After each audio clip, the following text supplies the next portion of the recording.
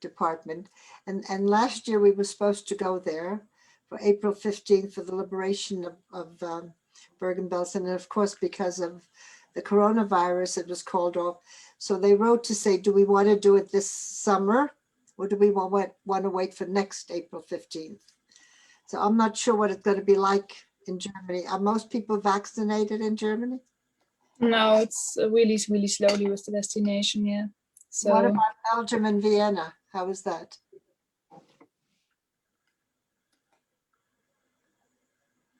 Okay. I don't, boys, how is in Vienna with vaccination? In Vienna, sorry, the vaccination process is slowly we'll all get vaccinated, but I guess the same situation as in all of Europe, very slow. Not like in Israel. In Israel, we're very lucky. Anybody who wants it above the age of 16, and now they're going to give it for the younger children from 12 to 16, maybe. That's amazing. We wish it's the same in Europe, but we would need to be more patient. But we hope that it will come soon. I hope so too. Anyway, I feel like we can slowly start. So welcome everyone. This is the Yom HaShoah reflection with our dear guest, Rina, Quint. And basically on the 27th day of the month of Nisan, which is basically a week after the Passover and a week ahead, we have Yom HaZikaron, is a day when the Warsaw Ghetto uprising happened, and we are marking the anniversary of that with a day that is commemorating the victims of Shoah, the victims of Holocaust. And basically it's literally, when we translate Yom HaShoah, the Hagevura, it's literally translated Day of Remembrance of the Holocaust and the heroism. And as EUJS, European Union of Jewish Students, we are very invested in Shoah remembrance, in Shoah education, and we do believe that it's our responsibilities as the young people to remember and to protect and to fight for this promise never again. So that's why today, together in partnership with I wanted to say with Haley, but actually with Yad Vashem International School of Holocaust Studies in Jerusalem, we are very happy to have Rina Quint with us. She is a Shoah survivor, but even more, she's someone that educates and raise the awareness about the Shoah. And she's someone that is committed to transfer the memory and to keep it for the further generations. So Rina Quint was born actually as Freidel, Liechtenstein in December 1935 in the city of Pietrikov in Poland. And in 1939, when Rina was 3 years old, the Nazis invaded and occupied her hometown. After the Shoah, in 1946, Rina emigrated to the United States, where she earned bachelor's and master's degree in education and worked as a teacher in schools and as a lecturer. In 1984, Rina and her husband emigrated to Israel with their 4 children who were already married. And she was been volunteering for more than 30 years at Yad Vashem, where she meets with the groups from around the world. And today she's meeting with us, young adult students from all around Europe. So thank you so much, Rina, for being with us today and being open to talk to us, to retell your story. And as much as you are committed and you talk to groups all the time, I'm sure that it's not easy to revive those memories. And I'm really thankful for being willing and able to join us. And yeah, thank you also highly for bringing to us Rina. And Hali Dilman Sharon is actually the content coordinator for foreign educational groups in the guiding department at Yad Vashem's International School of Holocaust Studies in Jerusalem. And she will be today with us and she will help navigate and facilitate this session. Before we start, let me just maybe give you the frame how we imagine this session to be. You all received, and we hope you all watched the movie named They Gave Me Life, the story of Rina, Quint. We really would like to have this conversation with Rina, led by you, by your questions. So Hailey will actually facilitate the conversation, but you were the ones who will guide it by asking the questions. And how you will do it, please, whenever you have a question, use the function raise the hand in the Zoom. So the function raise the hand in Zoom, you can do by going to your name and then adding the raise the hand button. Also, like where you have names of the participants, you can also do that. The other thing you can do, if you feel more comfortable writing the questions into the chat, I invite you to do so as well. Or if you have a follow-up question, also feel free to write them in the chat, and Hailey will read them out to us, and we will hear more from Rina. How does this sound? Good. Good? You're fine. Perfect. Amazing. So Hailey, like if you allow me, I already told to Rina that I would love to have like much more than 1 hour with her, because I really have a lot of questions, and I'm sure you guys all have a lot of questions. But if I may actually start with something that really is interesting for me. So I saw also that there is a book named A Daughter of Many Mothers, Her Horrific Childhood and Wonderful Life. And I saw that in 2017, there is a book. Unfortunately, I didn't read it, and I'm really looking forward to read the full book.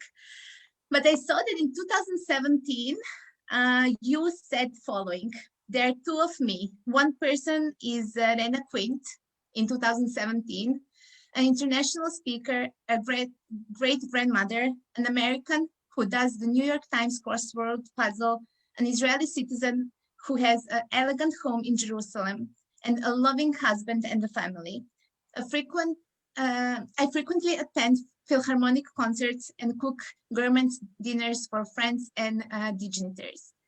And then there is the other person, little Fredia Lichtenstein, born in 1935 in Piotrków, Poland, a little girl whose entire family is murdered in Holocaust. She is a child who survives in a country of cold, ice, snow, and pain. A motherless girl, frightened all the time, with no coat or shoes, no home, no food, no family. So this was what you said in 2017. And Friedel Lichtenstein, this will be the first of many names your parents gave you. And I know that you were very young when war started and you don't remember very much, but I would like you to maybe start by telling us a little bit more about you as Friedel. Like what was the life and emotions that connects you to the name Friedel? Okay, first of all, I want to thank you and Hailey and Yad Vashem for allowing me to speak to this group. I think it's very important. And you use the word responsibility, and that makes us feel very happy, because survivors are not going to be around for very long. And then everybody worries how the message is going to be portrayed and turned over afterwards. And when you say you have that responsibility, it makes us feel that we won't be lost, that we won't be forgotten. And we feel that it's very, very important that we must remember of what happened, and we must never let it happen again. And when you say that I was born in 36, I also may have been born in 35. And when I tell you that I was born in Poland, I may also have been born in Germany. How could you have been born in both places? It's because until 1989, when I went back to Poland, I didn't know when I was born. I didn't have a birthday, and I didn't know who my mother was. and I didn't know what country I was born. In 1989, when I went back, I found a lot of statements, documents, and I found out that I was really born in Poland in 1935. But I used the date of 1935 in Germany in a place called Achtenturn. Do you know what that is? It's a place in Germany. And the reason I have that birthday is because I lost my entire family. And after the war, after we were liberated from Bergen-Belsen in Bergen-Belsen, and I had no family. I didn't have a mother. I didn't have a father. I didn't have anybody, no brothers, no cousins. I was brought to Sweden. And in Sweden, I met a fifth mother. I had a first mother who gave birth to me, and then I had my father when my mother was taken away, and then I had another mother and another and another. And each time somebody was killed or somebody disappeared, somebody else became, so to speak, my mother. I mean, they really weren't mothers the way mothers kiss you and hug you and give you warm clothes and food, but the fact that somebody was with me. When I got to Sweden and I met this woman, she had a daughter. And her brother had gone to the United States before the war, and he invited her to come to Israel. Somebody had to sponsor you. So he sponsored Anna, the woman, her son, and her daughter, while they were waiting to go to the United States. And I was waiting with the orphans to go to Palestine. And I said Palestine because there was no Israel. This little girl died. Her mother had tickets. Her mother had all the affidavits. And I had the luck, and she asked me if I wanted to go with her to the United States. So I got her daughter's name, the fact that she was born in Germany, the fact that she was born in 1935, and I became that child. That's how my life sort of started. It started in 35 when I was born in Poland, and then in 1946, when I was in Sweden. I was born in Germany, and then when I came to the United States, I continued that. But I found all my names, and I found out who the different mothers were, but I don't know any of them except the woman who brought me to America. But then she died, and I was adopted by an American family, and that's when my life really started at the age of 10. That's why it's so confusing of where I was born and what my names were. Do any of the students have questions that they want to ask me? I'm sure they all have. Like it's really impressive. Like your story is very They don't want to ask me questions. Haley, would you like to ask me, or would you like me just to tell my story from the beginning, and then you can stop me at any point? I think the questions. I think we'll do the Oh, raise fine. the hand. Okay. And, Then I'm ready for the questions. Guamila, did you want to ask one more before we? No, it's fine, it's fine. Let's open it for the crowd. So let's see if there are any questions, and then Haley will navigate that. So if you have a question, raise a hand or write it in the chat box. Unless you read the book or the movie, it's sort of hard to ask a question when you don't know where to start. But I'm willing to answer any questions that you ask of me. And don't feel that you're stepping on my toes, that is not a polite question. I really would like to answer all your questions. Vanina, go ahead.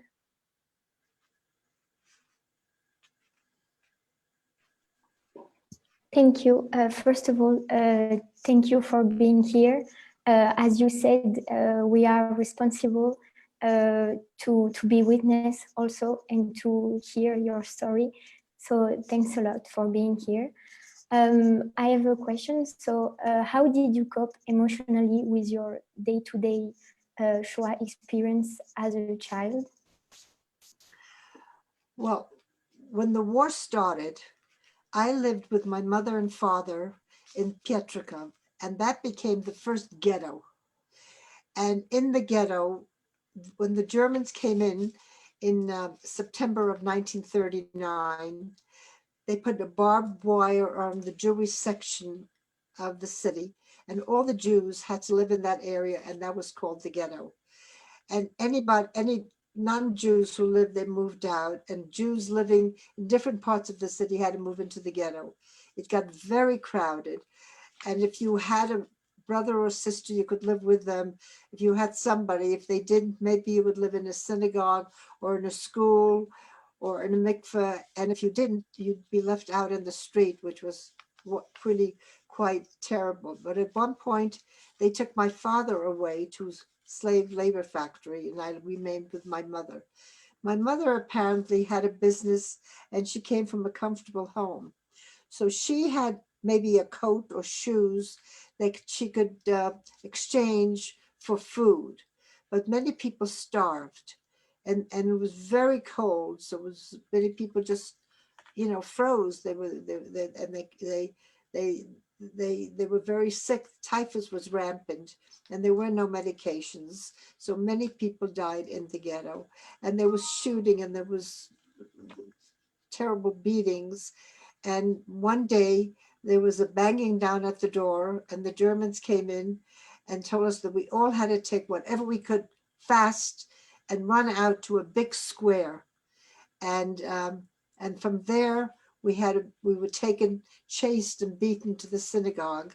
From there, my mother and brothers were taken to Treblinka, and I managed miraculously. I can't believe how I did it, but I managed to run away. And I never saw my mother and father again. So the day to day was very, very difficult.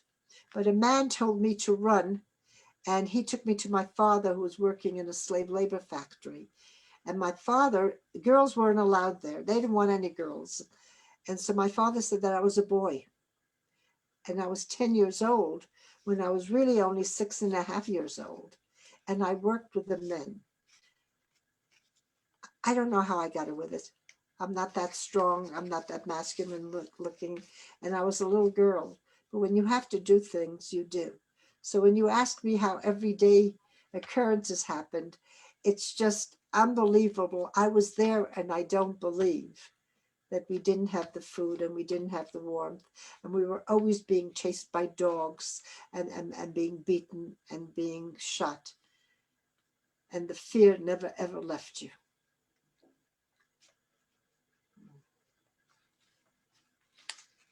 Great, thanks.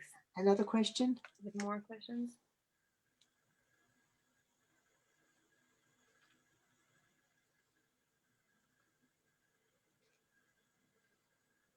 Did anybody see the movie that Yad Vashem made about me? Were there any things in that movie that you did not understand?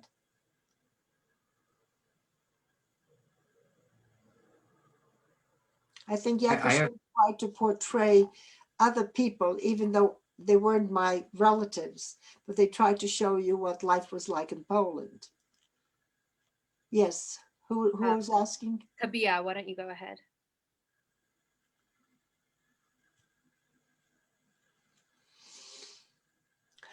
Okay, so you said that the man helped you out when you went to the synagogue, and he showed you the door and allowed you to run away. Did you knew the man, or was he just a random guy?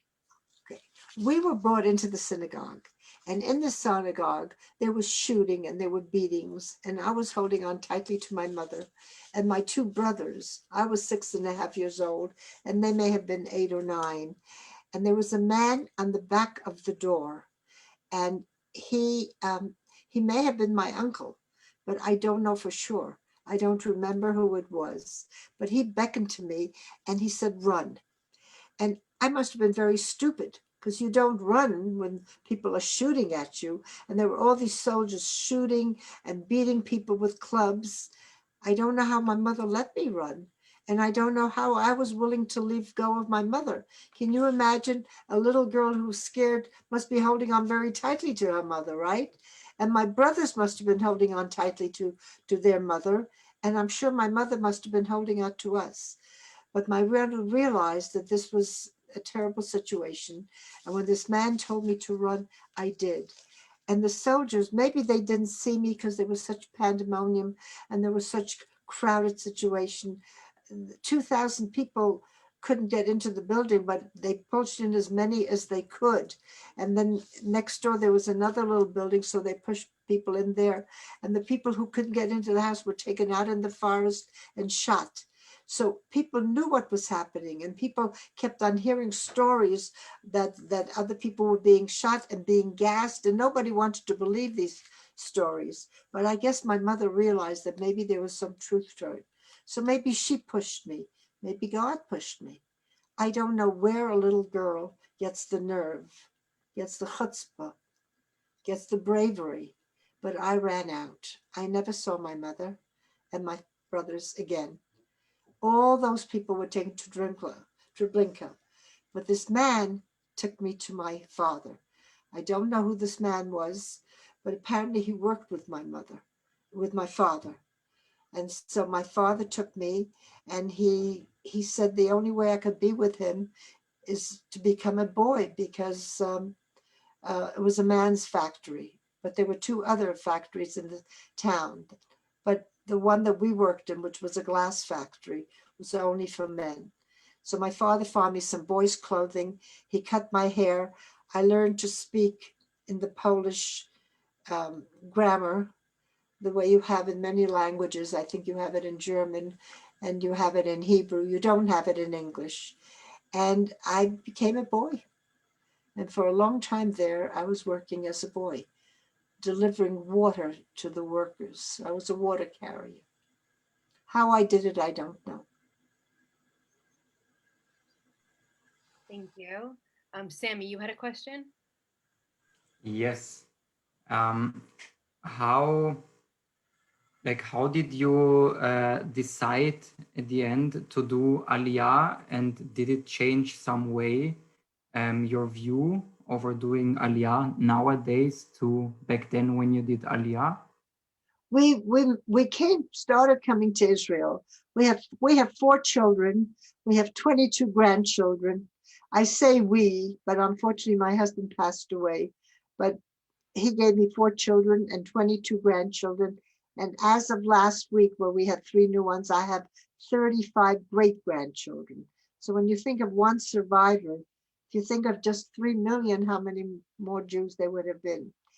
Since 1969, my husband was a successful lawyer, and he was able to take off from his office, and we came to Israel.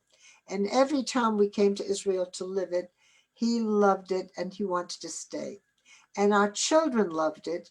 And they also went to a group called B'nai Akiva, which I don't know if you have B'nai Akiva in your, but it's a group that's very Zionistic and tries to encourage people to come to Israel. And every time we came, my husband wanted to buy an apartment. And I really didn't like many of the apartments we looked at. And we had a beautiful house in Brooklyn, New York. So why move? Why not just come on vacation and go to a hotel or rent an apartment for the 6 weeks we were here? And one day, my adopted mother, the only woman that I call my mother, but she became my mother when I was 10 years old, was at a party, and she heard about this beautiful apartment, which was big, which was light, which was near the Kotel and near the center of city and near the theater. And it had all the things that I said that I wanted. And she called us on the telephone and she said, "You'll love this apartment." And my husband was so anxious to buy an apartment that he bought it on the phone and without even looking at it. And the next day we flew out to look at it, and it was exactly what we wanted. And so he flew back because he was in the midst of a case, and I became the lawyer, and we bought the apartment. Once we had the apartment, my husband said, "Let's move." And it was just a very fast kind of thing. And the kids all said, "Yeah, let's move, let's move." And we did. And you know what? It was the best thing we ever did. We moved in 1984, and my husband went back and forth doing his legal work, but he was also a lawyer. He was a lawyer, but he was also a rabbi. And in the States, he was known as a lawyer. Here, he became a full-time teaching a rabbi, and he taught as a volunteer, and he wrote 17 books, and he loved it. And I started working as a volunteer in Yad Vashem guiding. And then after 89, when I found so much information about myself, I started telling my story and I started giving testimony. And except for this year where Yad Vashem was closed, so I did some of this on Zoom, but not as much as I would have liked to. We've been living in Israel, and it was really a wonderful choice. And we were always Zionistic, and we're religious Jews, and it's just so wonderful being able to live in a Jewish state for us. And I welcome all of you to come and try it. And I've got a big apartment, so I would love to have you visit me. And I very often invite people from Yad Vashem. I've had many, many groups come. I really enjoy doing that. And I have 65 chairs and I have many tables, and you're all welcome. I have an additional question, if I may. Okay. Talking about you emigrating to Israel, how is it for you when you go, once you go back visiting Poland, where you were born, and how are the feelings when you go back there? Well, I've always gone back as an American Israeli Jewish woman. I never went back as Fredja, the little girl who was scared and who was cold and who was miserable and who was always looking behind her. I came on a nice airplane. I took a taxi to the hotel. Matter of fact, I did something very foolish. We were staying in a very fancy hotel. I went with a group of women who wanted a special hotel. When I came in, the bellhop who took my suitcase, I asked him if it's okay to drink the water. And then I realized what a foolish question that was, because in Bergen-Belsen, the water had been shut off the last 3 days because the Allies bombed the water pipes, and we drank from the filthy puddles. And here I'm asking him in a 5-star hotel if I could drink the water. So I think about it. So I guess I'm Rina Quint, but when I'm in Poland, I also think of myself as Fredja, the little frightened girl. And that shadow of that child sort of never leaves you. Rina, before we go to the next question, I have some of the photos of you going back, I think for the first time. Did you want to maybe show some of those photos? Well, you can show the synagogue. Oh, okay, this is my house. And the woman living there, you can see her being in front of a beautiful cabinet. And there's a lot of silver things there. And I wonder whether they could possibly have belonged to my mother. And I'm sitting at the table, and there's a beautiful parquet floor, if you notice. And we were told that the people would not let us in Poland because we came to get our apartments and our material back. I don't want anything in Poland, but we were told we could bribe people to let us in and get what we wanted if we would bring chocolate, coffee, and leather belts, which we did. She was very nice about it, and she let us in, and she told me that she remembered my father.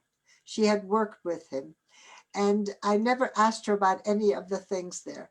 But outside of the door, there's still a mezuzah. Do you see that mezuzah? There's a bigger picture of that mezuzah, Haley. Well, you can see it very well on there. That is my house. It's a 4-story house, and I had lots of aunts and uncles and cousins living there. That's me in the red jacket looking up to that house. When I went back the next time, it was gentrified and they painted it outside.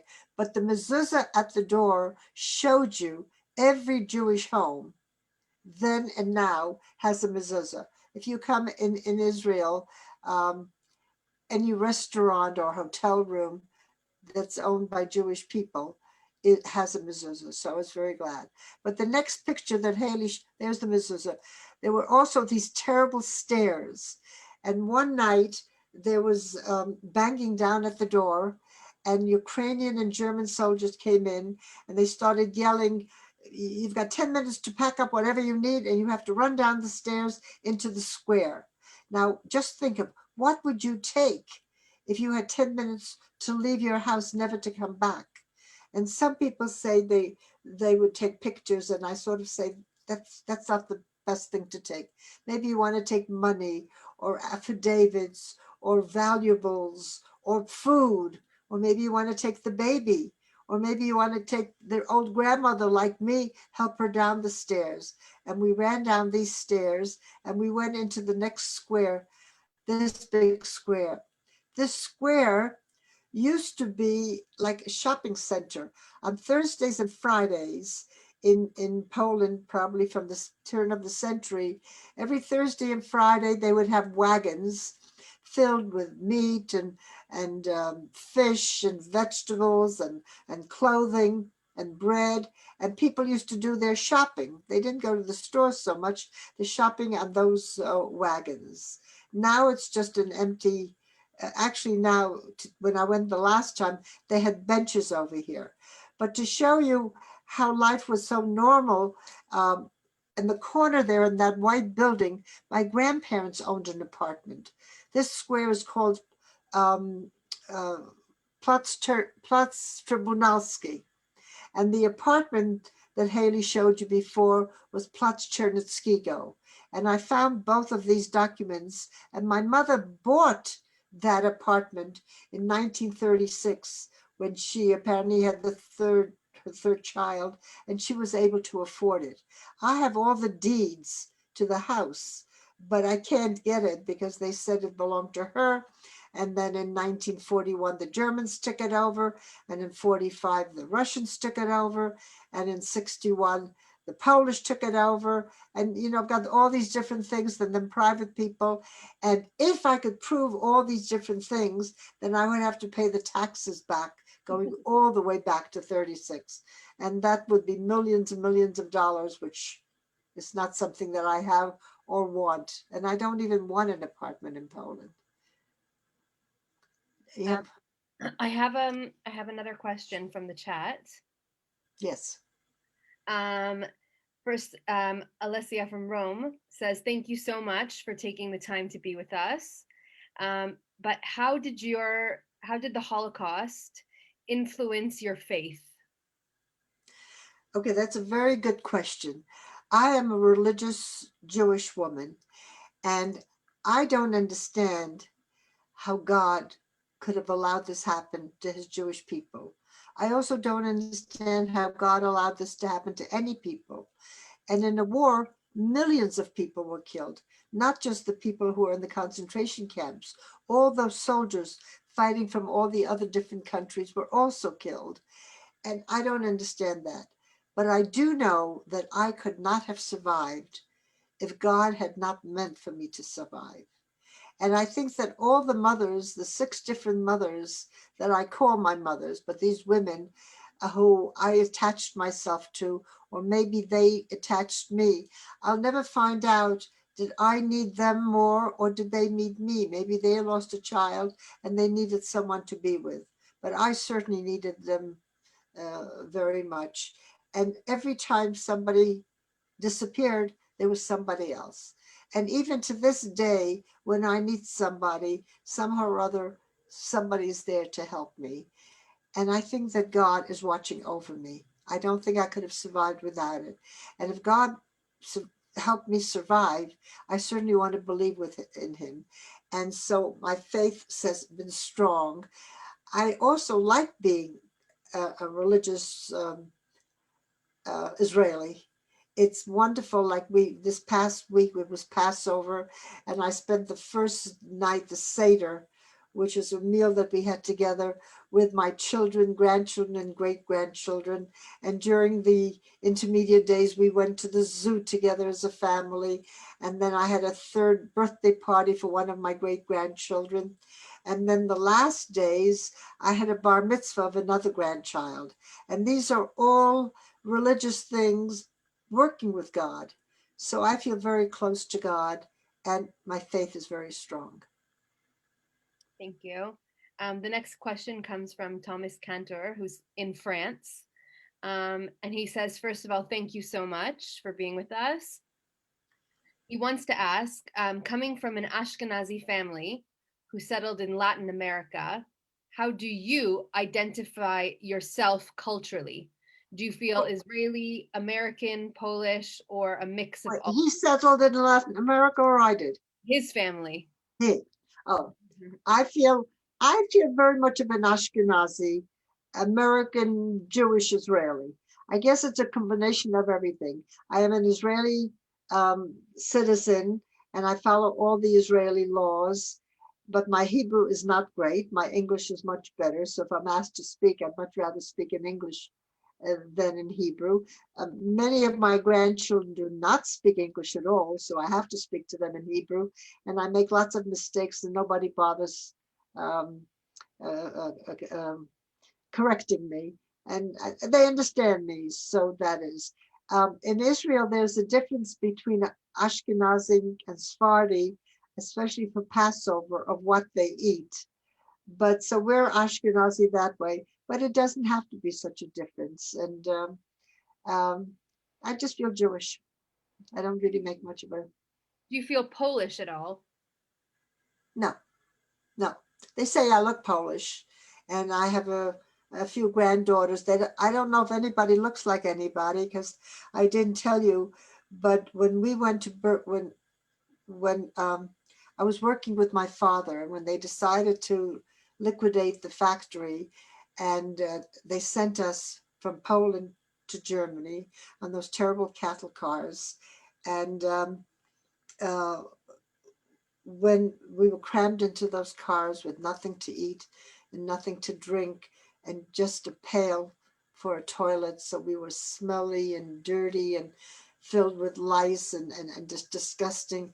And when we finally crossed over to Germany, we jumped out into the snow. It seems to me it was always snowing. And while we were getting used to the new scene, Germans on motorcycles, sidecars came by, and they made an announcement that they're taking us to camps, men on one side, women on the other. The camp that I was with, my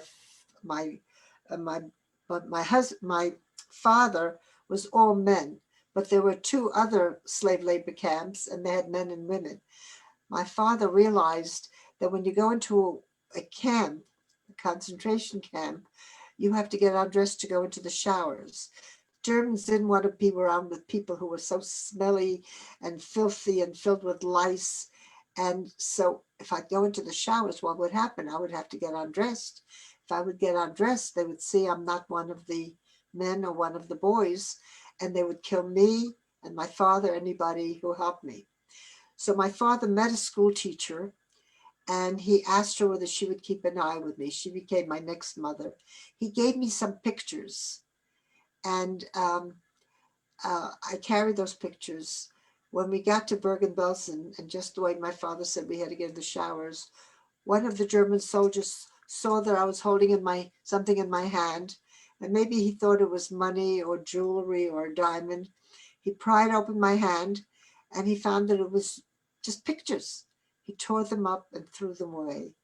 So I have no idea of saying what my mother looked like, or what my father looked like, or what my brothers looked like, or what I looked like. The first picture I have was when I was 10, when I came to the United States. I look at some of my children, and I have a few who sort of look Polish, and they say that I look Polish. So that's the only part that I really feel Polish. And I don't speak Polish, by the way. And I think that maybe my parents spoke Yiddish, and certainly in the camp, the common language was Yiddish. Thank you. Luciano, would you like to ask your question? Go ahead.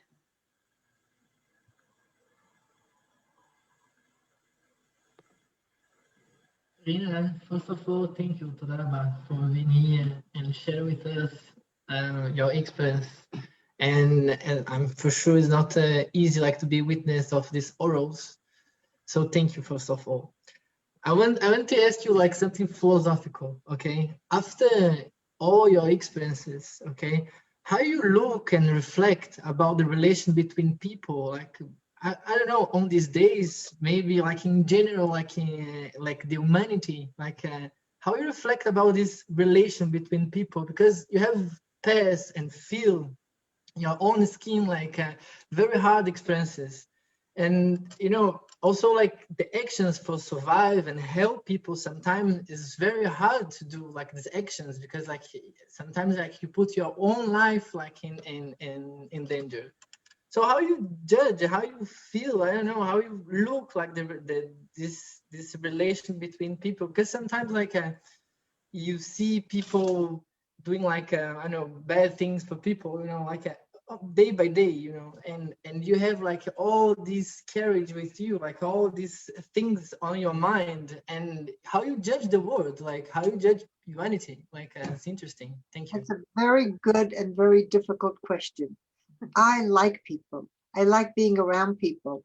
And last year for Passover, when I was by myself, only I, at the Seder, it was very, very sad. But I have my grandson, the day after the Passover Seder, there was a closure.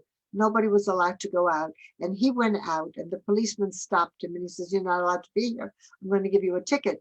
And he said, "You can give me whatever you want, but I have to go because my grandmother always invited us, and this time she was alone, and I have to go and sing some of the songs that we used to sing together to cheer her up because I know how she's feeling." And the policeman said, "You know what you're doing is the right thing.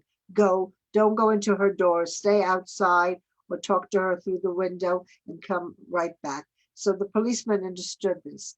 I have always had people helping me. And so I like people and I look only for the good. And I find that now that I don't have a husband, I used to invite people all the time. I told you I have 65 chairs and lots of tables and nowadays paper goods, and I love having it. And there was something called Shabbat of a Lifetime where people came, and my husband and I taught people about Shabbat. And we seem to have influenced a lot of people. That all has stopped. But people have been coming to me. First of all, in Israel, I get free medicine that I need for my high blood pressure or for my arthritis. The Israeli government gives Holocaust survivors free medicine, and we get discounts for taxes or discount for the water or for the electricity. I don't know if any other country does that. So as a survivor of that, I also got packages before the holiday. And there's a young woman, her name is Shoshana, she called me, and there's an organization called Sweets for our Holocaust survivor. And every Friday she brings me a chocolate cake or some cookies. And the other day I was having trouble with my computer. I had to sign something and I had to be taken out and scanned. I didn't know how to do it. And I called somebody up. In 50 minutes, they were there. People are always helping me. I find that I walk down the street, and I'm with a walker right now, and people always come over. "Can we help you with something? Can we carry something?" And I think people are good. And if you expect them to be good, of course, there are people who are bad. I lock my door every night. My children who live in a yeshuv don't, and it scares me because there are bad people and there are terrorists, and I think the door should be locked. I double lock my door. I have two doors, one going into the elevator. I double lock, so I really can't say that I trust everybody. But as a whole, I think people want to be good. And I think that if you're good to them, I used to invite people for dinner. Now people are inviting me. And I am so grateful when I can say yes, because during the lockdowns, we didn't even go. And when people weren't vaccinated and I wasn't vaccinated, we weren't going to go. But now most of the people I know are vaccinated. I'm meeting a lot of new people. And I find going into a synagogue, people say hello to you, and are you having lunch by yourself or something like that? And strangers just invite you and help you that way. So I think most people are good. You just have to find the goodness in them. I know when you think about the Holocaust, you can't believe it. And there are other genocides that are also bad. And when you think what's happening in Syria, and you're fighting with all these different places, and even brothers and families fight with each other. Everybody has that in their families. But as a whole, and my children sort of know that family is extremely important to me. And I don't know if you can see in back of me, but I have pictures. I have pictures. Maybe if I move, those are pictures of some of my grandchildren because that was taken away, but I have 35 now, and I have pictures all over because they're very, very important important to me. And oh, that's part of my family, but of course that was taken a long time ago. And I can tell you that most of these little children now have 4 and 5 and 6 children of their own. These were my grandchildren, the little ones, and now those grandchildren have their children. So thank God for that.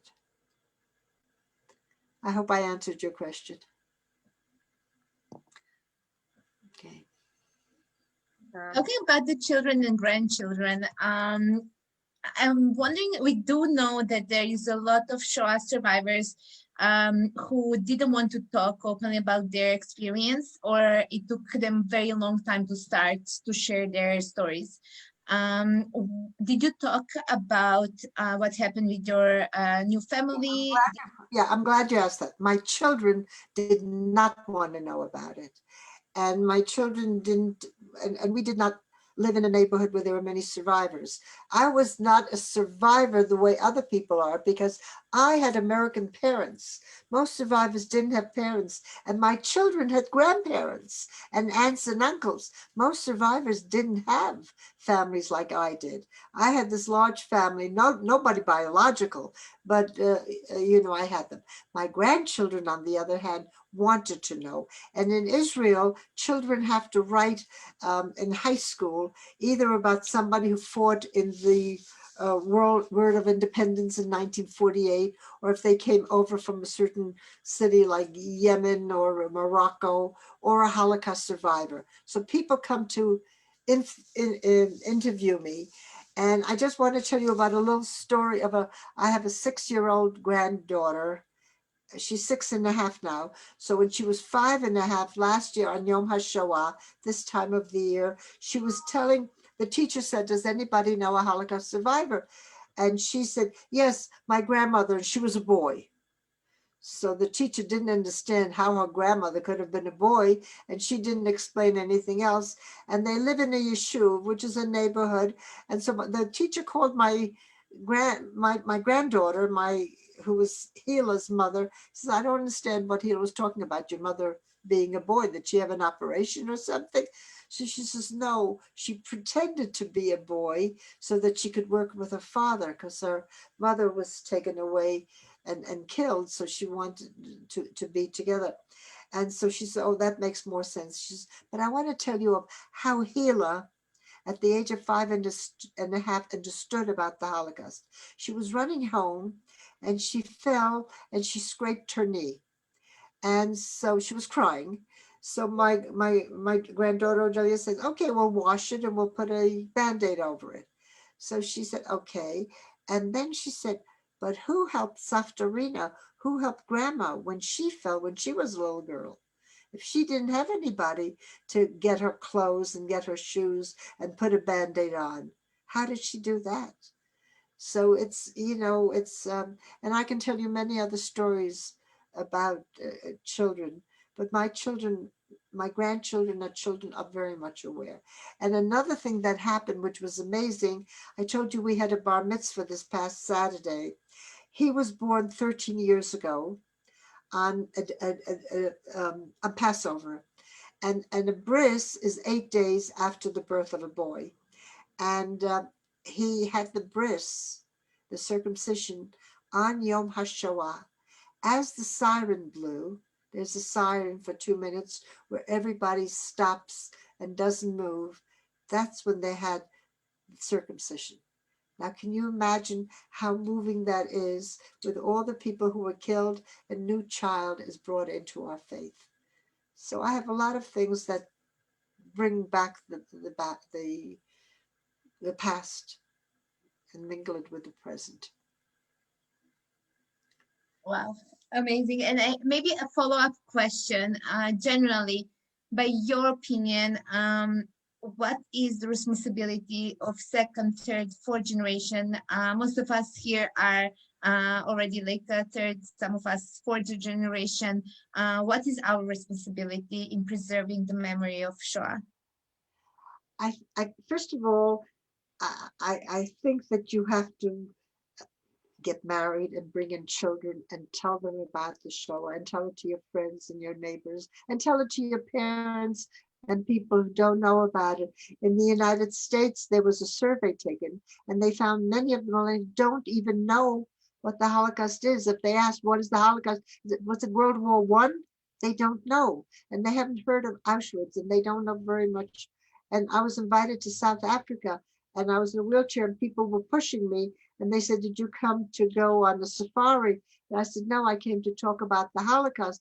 And they said, who is he? And I said, no, it's not a he, it's what happened, to the Jewish people. And people just don't know about it. So we have the responsibility of telling them and making sure that Israel is safe and free. And we have to live our lives the most we can, to be good people, to help each other, to see that there is no starvation. When you think about Israel being a small country, when you travel around, you see that there's water. The Kinneret, the lake now is full. We had water this year. And we also have all these salinization plants so that you don't have to fight over water. That used to be something that we don't have to fight over food. There's enough food, and the farmers can grow more and more. They know how the agriculture has expanded, and there's enough land to build homes. We don't have to fight. We don't have to have a war. We just have to learn to live with each other. And that's a responsibility that young people like you could possibly follow through. It's not an easy thing to do. It's not one or two people, but if you belong to a group and you feel that way, and it's possible. Do you agree with me, everybody there? Or do you think, yes, good? We have one more question in the chat. If you can give us advice, what would it be? Well, as I said, this is a group of Jewish students. Marry other Jewish people. By intermarrying and assimilating, you're giving Hitler a posthumous gift, a gift after his death. He wanted to wipe out all the Jewish people. You're here to prove that he did not succeed. If you assimilate and if you intermarry and your children are born to be Christians, there won't be any Jews around. We can't afford to do that. We have to bring Jewish children. Haley's doing her part, so you all have to do your part also. And I am so thrilled that I'm having more and more great-grandchildren.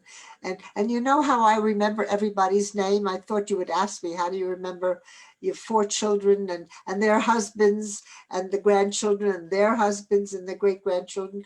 When I light candles Friday night, I sit down and I mention every family. First, my oldest daughter and her husband, then her oldest daughter and her 5 children, then the second one and her 6 children, the third one and their children.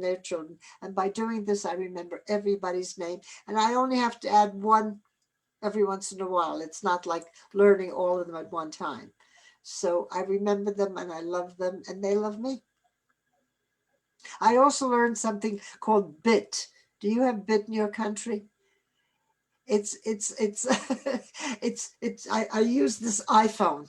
I couldn't do without it. And BIT is like a credit card, but you give money to somebody individually. In other words, if I want to give Haley money, I can't give her my credit card, and I can't give her a check because she bought me a pack of cookies or ice cream, and I owe her 25 shekel.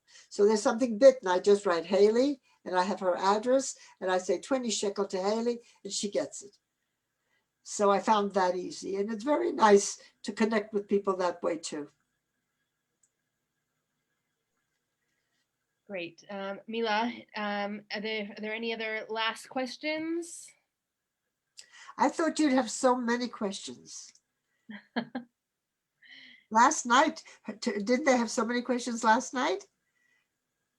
With what, your other testimony? What was last night? Last night was Greece. No, Turkey. Okay. Turkey with Mila. Yes, they had lots and lots of questions. I think I have one as well, and I think it's just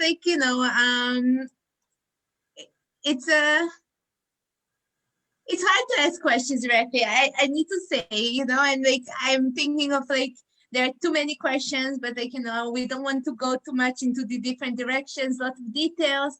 But yeah, like for me, it's really interesting also that you chose to not go back to your original name. With so many cases where during Shoah, people were receiving different names, and in many cases, they will go back to their first given name. In your case, you didn't do so. Why? I have no attachment to Fredja. It's a Polish name, and Fredel was the Yiddish name. And then when I was a boy, I certainly didn't want to go back there. Then when I got the name of the little girl who died, her name was Fanny. When we got to the United States, they didn't like the name Fanny, so it was changed to Frances. And then Fredel means joy in English, and joy in Hebrew means Rina. So my parents said, you're really not Fredja, and you're not a boy anymore, and you're certainly not Fanny anymore. So we want you to be our joy and keep it our Rina. And in 1946, there was a new name. Now it's a very popular name. And it was just my name, and I just accepted it. I had to learn the name of the city that I was born in Germany, because I remember Piotrków, and I tell everybody I was born in Poland, and then my passport says I was born in Germany. And I have to remember that, and I have to explain why I was born in Germany rather than Poland. And how can you be born a year? One is 35 and one is 36. One is December and one is March. One has one mother's name and one the other mother's name. It's very confusing. And most of the time, in an airport where people don't know you, you don't want to start doing this. So I use the birthday that I got in 1946, which is in Germany, and that's what it's been since 1946. But I get 2 birthdays, so and we celebrate them because it's worth living, and I feel that I have to live life the most I can to the fullest. And my husband. Well, I can't go this because I have at the computer. He wrote me notes every single day. I have them in the book, and every day he wrote that God saved me for him and of how much he loves me. And then on Saturday, he would write me notes in the Siddur, in the prayer book, to tell me what page we're on. And he did this. We were married for almost 60 years. And he really, he just made me feel that I was saved for him and for our children. And I guess I believed it. Okay. Okay, great. So thank you so much, Rina, Okay. for coming and for speaking so honestly with everybody here. I think the questions were really thoughtful and very interesting. Mila, do you want to add something? Maybe I ought to tell you a story when I used to guide and I used to come out of the Children's Memorial. Has anybody seen the Children's Memorial in Yad Vashem? It's a very moving place. It's dark with a lot of stars. And as you go through, when I come out and you hear the names in English, Hebrew, and Yiddish of the child's name, the country that they were born in, and how old they were when they died. And you really come out of there drained, and it's completely dark, and there's a rail that you hold on to. When I come out, I used to tell this story. There was Mordechai Anolevich was the man who was in charge of the Warsaw Ghetto. He was killed, but he had a deputy, Antok Zuckerman, and he and his wife after the war came to Israel, and they even built a museum up north called Ochamer Ghetto. And he tells a lot of stories of what happened in the Warsaw Ghetto. And one of the stories that he tells, I think, is just a beautiful one for children, and it's a nice story to be able to tell it. And I have a lot of children's stories like this, but one day people used to come every day to ask him for favors. They needed a favor, something to eat because they didn't have enough food, a place to live, maybe some medicine if it was possible, maybe something to wear because it was so cold. One day, a 6-year-old boy came and asked for a very big favor. And Aunt Zuckerman said, what would this 6-year-old child want from me? And the little boy said, I have a violin. I love to play the violin. And I used to have a teacher to teach me, but the teacher was taken away and I don't have anybody to teach me. Could you find a teacher to teach me to play the violin? And Aunt Zuckerman smiled because it wasn't the usual kind of request he got. And he found a teacher for him. After the war, he met the teacher and he says, how is that little boy who wanted so much to learn with you? And he said, I don't know. But had he lived, the whole world would have known about him because he was such a genius. He was such a prodigy. And when you think of how many children we lost, how many violinists, how many cellists, how many scientists, how many doctors, how many lawyers, thank God we have people like you. And you have to make up for all those who did not survive. Thank you. That's very lovely to end on. Okay. Yeah, thank you, Rina, very, very much. And this was very meaningful. And for us, it's important. Most of us, we do have like stories of our families. Some of them we know better. Some of them we also don't know all the details. It's hard to know everything. And I guess it's I harder. know how if your families don't want to talk about it, there are ways of getting people in an easier way to do it. Because if somebody really doesn't want to talk about it and it hurts, then you just can't do anything about it. But I've learned in the past that if you start off in a good way, like if you say, do you remember having a birthday party? Oh, sure. When I was 6 years old, I had this, but after that, things were terrible. Do you remember a pretty dress that you had? Do you remember a Passover Seder? Just think of good things and then slowly get into things that weren't so good. And once they're in the mood of talking, they may continue. That is a marvelous advice. I think it's very valuable, and I'm pretty sure it will work out with every single person. Unfortunately, like from my personal experience, I'm a little bit older, so my grandparents passed away. So unfortunately, we are coming. You know, the age is coming and the years are passing, so we need really to acknowledge and use every single opportunity to meet with like people who are still here. And thank you very, very much for being always there, not only for us but for groups all around the world, to share your story and to really help preserve the memory, help us learn from it, and make sure that we actually tomorrow take an action and do something what we heard here, and act in order to pass the message and make sure that it never again is really never again. Thank you very much. Bye-bye. And thank you everyone for joining. Thank you, Haley, for organizing this, for moderating this, and we are very thankful for this opportunity. And yeah, have a meaningful day tomorrow. Thank you. You too. Be well. Bye-bye. Thank you. Bye.